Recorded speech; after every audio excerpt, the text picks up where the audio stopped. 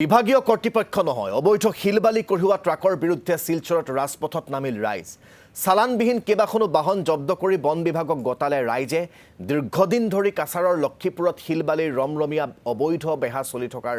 অভিযোগ অঞ্চলবাসীৰ বহুবাৰ বিভাগীয় কৰ্তৃপক্ষক অভিযোগ দাখিল কৰিও কোনো সুফল নাপায় নিজেই ব্যৱস্থা কৰিবলৈ বাধ্য হ'ল ৰাইজে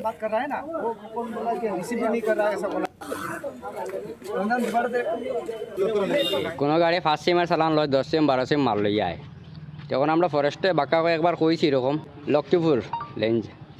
আজকেও আমরা সব মিলিয়ে আমরা ছোটো গাড়ি ড্রাইভার এন্ডিভেন সব মিলিয়ে আইলাম তারা একটা কমপ্লেন দিলাম যে ওরকম